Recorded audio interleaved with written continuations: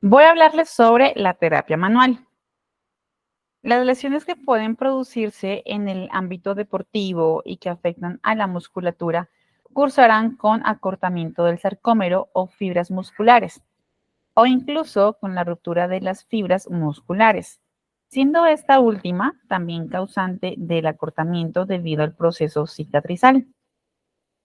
Algunas de las aplicaciones terapéuticas en el campo de la fisioterapia suelen realizarse mediante métodos pasivos, por ejemplo, estiramientos musculotendinosos, donde nosotros como fisioterapeutas realizamos el estiramiento o la masoterapia sin la participación del paciente. Sin embargo, existe existen técnicas, ¿no? O métodos de tratamiento en los que la participación activa del deportista que se encuentra lesionado es necesaria para la mejora estructural y para la mejora en el estado de ánimo de ese deportista que se va a sentir pues partícipe de su mismo proceso de recuperación. Las técnicas de estiramiento que van a ser activas, asistidas, técnicas de relajación post-isométricas o técnicas de movilización dinámica del tejido, pueden ser herramientas útiles no solo en el plano de recuperación del dolor, sino también para la generación de los cambios plásticos en el tejido conectivo, causado por el propio estiramiento y la contracción activa del paciente. Dado el matiz del acortamiento del sarcómero, de la puesta en tensión o del estiramiento de la estructura, es relevante no solo para la reducción del dolor, sino también para la correcta alineación de todas las estructuras que se encuentran dañadas. Entonces, empecemos a hablar sobre las técnicas manuales pasivas. Estas técnicas manuales que son aplicadas sobre el tejido blando van a depender del tiempo de aplicación, la presión aplicada, la posición del tejido a tratar, si es en estiramiento o en acortamiento, y la presencia o el tipo de dolor que presente ese deportista. En la práctica clínica, estas variables están determinadas por el tratamiento de la lesión o de la patología, ya que la intensidad o la duración del tratamiento estarán basados en el grado de la irritabilidad de este mismo tejido. Por ejemplo, para el año 2002, Simmons propuso un tratamiento mediante mecanismos de compresión. ¿De qué? Del tejido blando, donde los sarcómeros musculares se hacían, ¿no? Ejercicios sobre estos mediante una compresión directa de forma perpendicular al mismo, pudiendo añadir a la compresión una contracción muscular que involucre el músculo afectado y que ayude al estiramiento. ¿De qué? De los sarcómeros que se encontraban acortados, reduciendo entonces así lo que era el dolor. Sin embargo, los mecanismos por los que se produce la reducción del dolor no habían sido todavía explicados en ese momento y se atribuían el efecto analgésico a los mecanismos del control de la compuerta de entrada, ¿sí? Sin embargo, algunos autores, déjenme lo pongo acá, bueno, sí, no. Sin embargo, algunos autores llegaron a profundizar en los posibles efectos de estas técnicas por medio de la masoterapia y observando cómo los roces más superficiales y ligeros pues podrían llegar a activar las fibras bajo un umbral alfa-beta, ¿cierto? Inhibiendo la entrada nociceptiva. Entonces, de aquí se empezaron a crear nuevas técnicas de inhibición y de las cuales tenemos esta. Técnica de inhibición por compresión. Esta técnica de inhibición por compresión realmente es habitual, es típica en el proceso de tratamiento en las dolencias musculoesqueléticas en la parte deportiva, ya que se han utilizado en lesiones donde el área a tratar va a ser reducida, como por ejemplo los puntos gatillo, los miofaciales, rupturas de las fibras o de las mismas contracturas. Para este abordaje, se colocará el músculo en ligero estiramiento y se coloca también una tensión a nivel de los sarcómeros afectados. Perdón. Nosotros como fisioterapeutas, perdón, vamos a aplicar una presión. Esta presión tiene que ser gradual sobre un tejido hasta que el paciente sienta como una pequeña molestia o como una sensación como de desconfort, ¿de acuerdo? Como de dolor. En este momento en el que se mantiene la compresión en el tejido, hasta que el dolor llegue a desaparecer, nosotros podemos volver a aumentar esa presión del dolor o del punto para localizar una nueva barrera dolorosa. Algunos autores aquí les coloco, que acá les menciono, tenemos a Simmons, tenemos a Haynes, a McAnally. Ellos, por ejemplo, cada uno iba dando como su aportación a medida que iban pasando los años. Por ejemplo, Simmons y sus colaboradores en el 99 llegaron a observar que se reducía la irritabilidad del punto del dolor cuando se reducía también la percepción del disconfort por parte del paciente una vez que uno había terminado como tal la técnica. Sin embargo, ya para el 2010, ¿no? Haynes y también sus colaboradores creen que la repetición de que se haga este ciclo debe producirse al menos 2 o 3 veces más para que tengan el efecto. Magnic en el 2016, entonces ellos, por ejemplo, pues también digo ellos porque fueron colaboradores, ¿no? Concluyeron que con un tiempo específico de aplicación, aproximadamente de unos 3 minutos, sí llegaba a ser suficiente para reducir el dolor que presentaban esos deportistas. Pero ojo, aunque el grado de presión ejercida es una de las cuestiones que han sido como las más estudiadas para llevar a cabo esta técnica, no todos los autores hablan de que debe adaptarse la sensación del dolor hacia el paciente. Por ejemplo, Kate, no mentiras, Freire y Hodgson, ya para el 2005, o sea, nos regresamos en unos años, ellos recomendaban, por ejemplo, que había que cuantificar una puntuación, si hablamos de una escala numérica del dolor, que tenía que ser de 7/10. Y por el contrario, Hu, en el 2002, ellos proponían que la técnica estaba basada en tiempos de aplicación y que la misma compresión sea aplicada durante al menos unos 90 segundos. En casos de que se llegue a presentar lo que es una irritabilidad con una compresión que va a ser más leve y así poder aumentar la compresión y disminución del tiempo de aplicación a unos 30 segunditos si es que el paciente llegaba a presentar lo que era una tolerancia a ese dolor.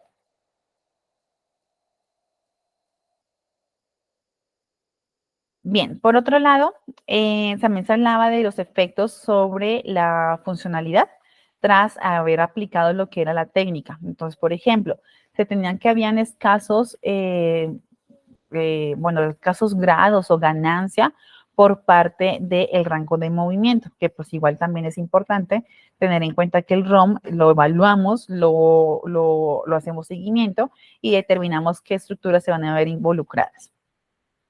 De por sí, en el 2012, si no estoy mal, Lin, él comprobó que los pacientes llegaban a tener una ligera ganancia de fuerza cuando se llegaba a aplicar directamente esta técnica.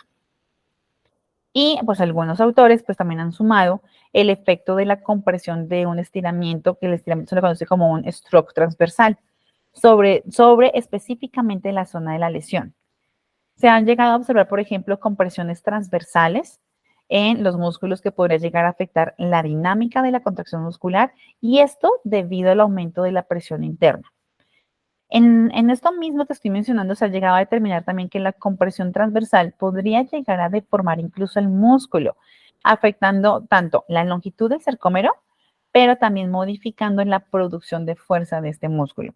Por eso se dice que clínicamente este efecto llegó a ser comprobado por 2 autores, no sé si los conozcan, se llaman Pamuk y Yusedoy.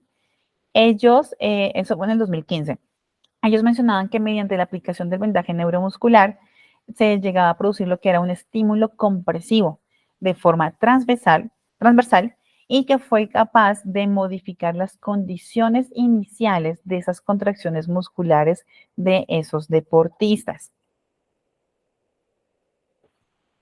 Ahora, si pasamos directamente a las técnicas manuales activas, tenemos que estas van a mezclar técnicas de inhibición por compresión de forma directa, como el stroke longitudinal o transversal, con la contracción del paciente. Esto va a ser de una forma isométrica, concéntrica o puede ser excéntrica. Entonces, la lesión muscular tiende a realizar un acortamiento de las fibras musculares, ¿bien? Por lo que el efecto mecánico de este estiramiento de las fibras invita a que se realice una contracción de forma excéntrica. Entonces, la necesidad de reducir el dolor de estos deportistas lesionados con un determinado movimiento hace que se puedan apoyar directamente las contracciones isométricas como parte de un trabajo activo. Entonces, recordemos también que las técnicas manuales, además de manejo del rango de movimiento muscular, también ayudan a mejorar lo que son los grados de fuerza. Entonces, pasa lo siguiente. El hecho de que se sume el estímulo mecánico a esta contracción muscular hace que el mecanismo de este tipo de técnicas sea completamente desconocido. Bien, sin embargo, se sugirió que se tenía que activar los mecanorreceptores como Pacini y Ruffini, que se encuentran en las zonas más densas del tejido conectivo. Esto siendo que en los últimos que llegaban a responder directamente a la fuerza de compresión tangencial y a los estiramientos, lo que podría llegar incluso a reducir lo que es la actividad del sistema nervioso simpático. Ahora, el papel de estas técnicas sobre la inflamación realmente no está claro, ¿sí? Existen diferentes hipótesis acerca de los efectos del abordaje activo. Pero parece ser que el drenaje linfático sí podría llegar a incrementar, por ejemplo, lo que son las toxinas y el flujo sanguíneo durante las técnicas manuales de movilización del tejido blando. Además, la reducción del de el stiffness, ¿no? Que también se le conoce como la rigidez muscular, y la normalización de la actividad neuromuscular, estos podrían llegar a ser incluso otros factores que van a estar presentes y que van a condicionar el descenso de la respuesta inflamatoria que va obteniendo este deportista. Ahora, ¿qué pasa? Resulta que como siguen investigaciones, pues está la comunidad científica que ellos han mencionado y otorgan ese plus hacia el ejercicio excéntrico, porque dice que tiene un cierto protagonismo en la inducción hacia el daño muscular tras haber realizado una ejecución. Sin embargo, a pasar de ello, se debe tener en cuenta que dicho daño muscular se produce cuando las cargas del ejercicio excéntrico son de alta intensidad. Algunos autores, también de la bibliografía que les puedo estar compartiendo del 2017, por ejemplo, comprobaron que el ejercicio excéntrico a una baja carga, cuando lo mezclamos con un componente que es isquémico, viene siendo mucho más beneficioso que únicamente el ejercicio excéntrico a baja carga sin la compresión isquémica sobre la activación neuromuscular. Bien, de más información sobre esa tengo, por ejemplo, que cuando tenemos lo de la carga excéntrica, ¿no? Es muy importante que se realice este tipo de técnicas. ¿Por qué? Porque es que sí así han demostrado que la intensidad del ejercicio ha desempeñado un papel súper importante en la hipertrofia muscular. Recordemos que es el crecimiento de la fibra muscular, que va a estar inducida por el mismo entrenamiento del flujo restrictivo. Y pues del mismo modo se ha demostrado que los ejercicios excéntricos con intensidad de carga, ¿no? De compresión y de tiempo de aplicación son parámetros a tener en cuenta en el momento en que nosotros estamos haciendo la recuperación de los tejidos musculares.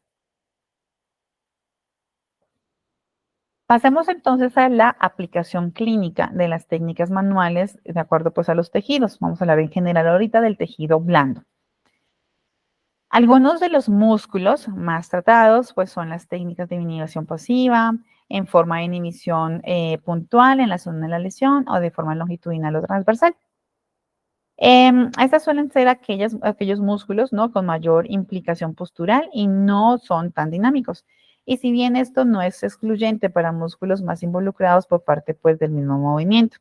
Entonces, de acuerdo con esto, vamos a empezar a ver cada uno de los tejidos más como relevantes.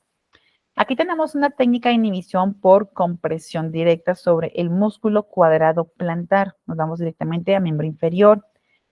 Aquí vamos a tener que el paciente va a estar en decúbito supino, también puede estar en prono, dependiendo de la facilidad que se tenga de manejo con el paciente, y se va a ubicar específicamente el músculo en la zona posterior de la planta del pie.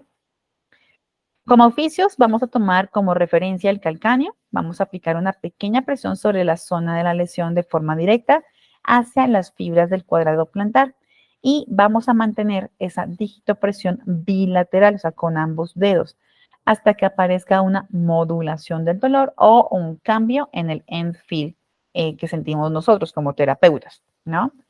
Luego, cuando llegamos a en ese caso, se va a aplicar una nueva sobrepresión. O sea, repito la presión y la va a hacer un poco más fuerte hasta encontrar una nueva barrera de tejido. Y en esto vamos a encontrar una nueva aparición o un nuevo síntoma.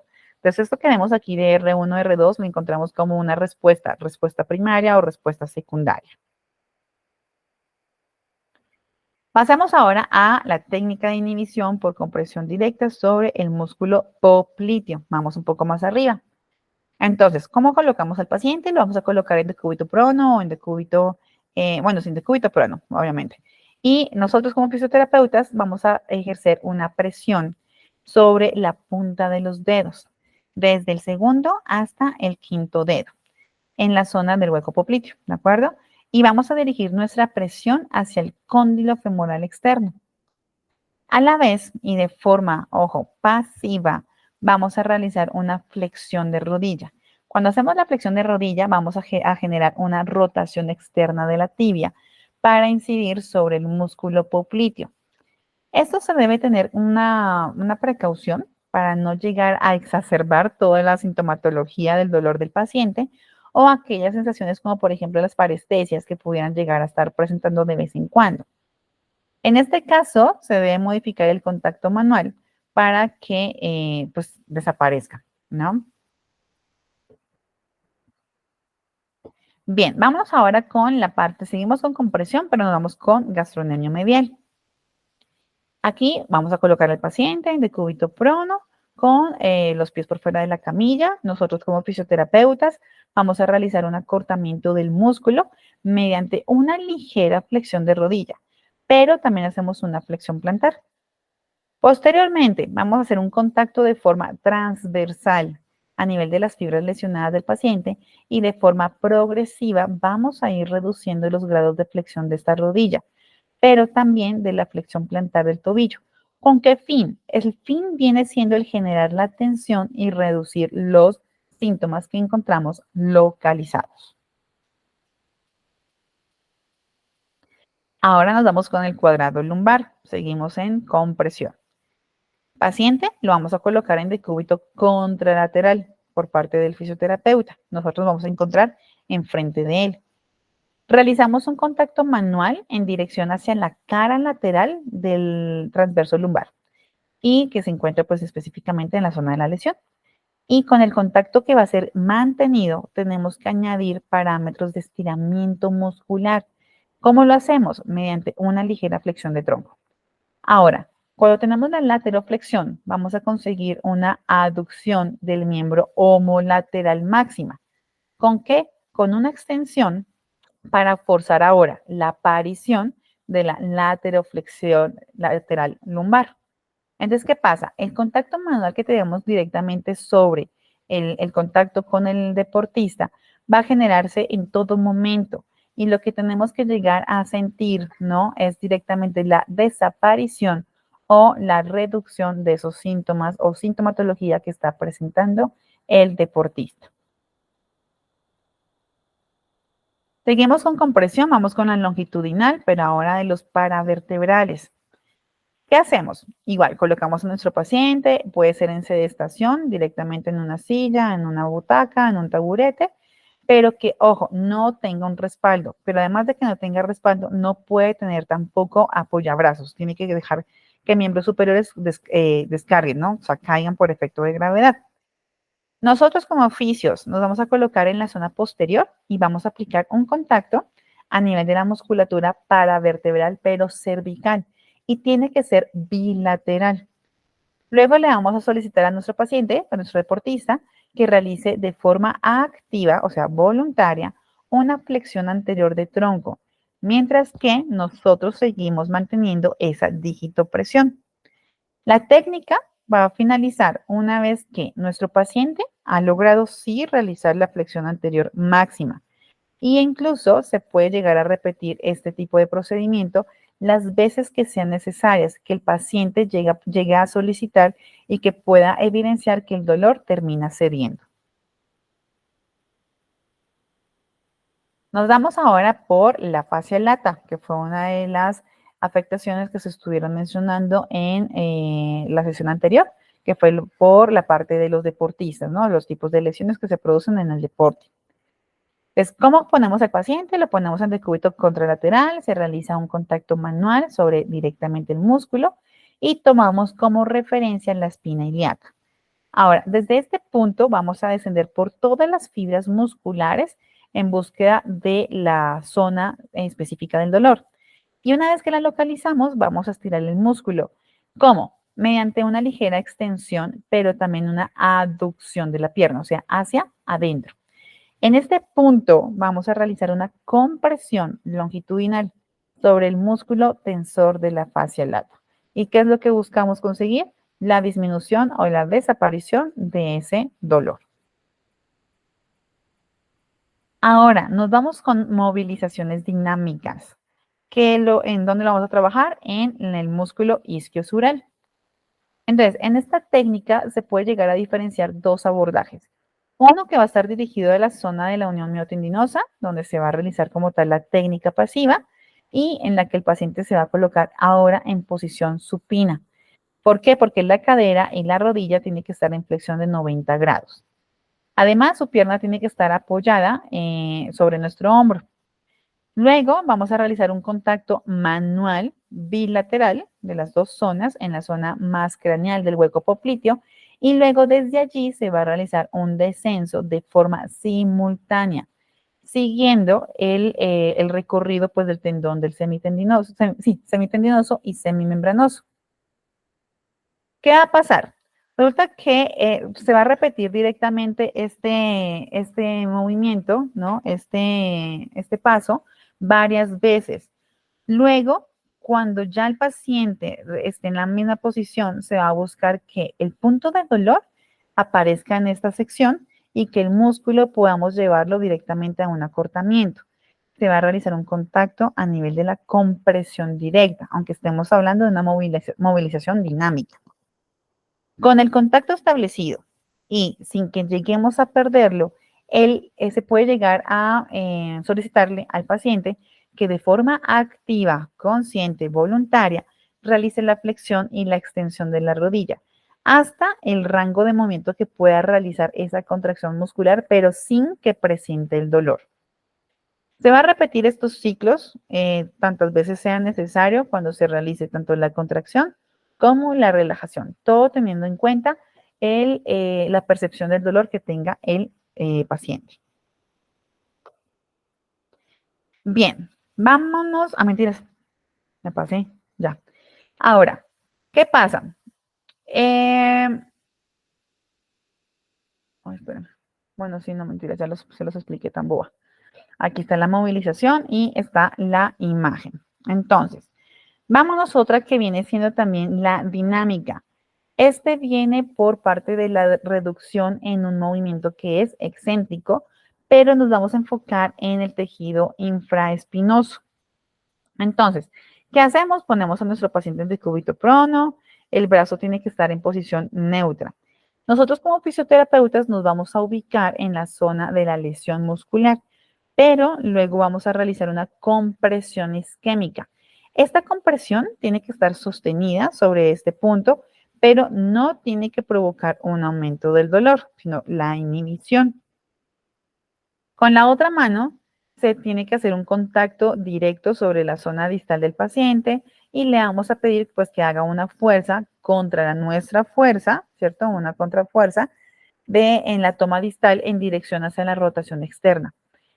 Esta contracción no debe ser ni muy fuerte, ni tampoco buscar que realice un movimiento súper grande de rotación interna. ¿Para qué? Para que pueda producir una contracción excéntrica de todos los rotadores externos, En este caso, el que más nos importa viene siendo el infraespinoso.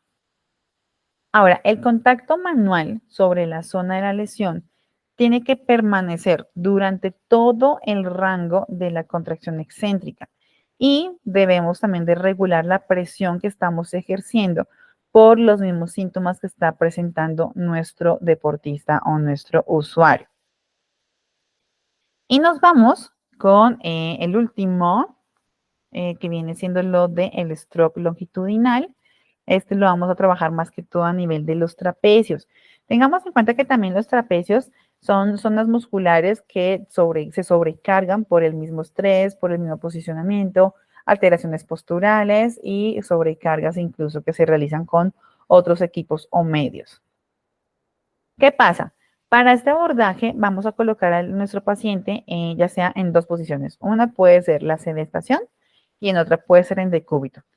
Lo primero que vamos a hacer es localizar la zona del dolor, pero luego necesitamos acortar las fibras lesionadas del trapecio superior, ya sea que hagamos una lateroflexión, que hagamos una rotación o que lo hagamos incluso hasta mixto. El contacto manual que realizamos por parte de los fisioterapeutas se hace mediante una palpación en forma de pinza. Si la lesión es muy craneal, ¿no? Hacia el craneal, nos va a permitir tener una toma o bien un contacto por medio de los pulgares. Pero si la lesión viene siendo caudal, ya no podemos llegar a realizar esta toma a nivel anterior, ¿sí? Entonces, siempre tenemos que adaptar la toma a la región en la que vamos a tratar. Y una vez tengamos introducidos los parámetros del contacto, la fuerza, la indicación a solicitar, el paciente tiene que realizar el movimiento contrario al que nosotros estamos haciendo el acortamiento. ¿Por cuál músculo? Por ejemplo, por la rotación o la lateroflexión contralateral de ese músculo. Durante esa fase de contracción que es activa, tenemos que deslizar nuestro contacto, ¿no? de las manos, de los dedos, en una dirección de las fibras del trapecio superior. Por eso es importante la anatomía. ¿Esto para qué? Pues para generar un estímulo que viene siendo por parte del alargamiento. Y pues una vez que el paciente llegue al final de su rango, vamos a volver a la posición inicial y volvemos a repetir todas las veces que lleguen a ser necesarias y sobre todo tolerantes a que tenga directamente nuestro deportista o paciente.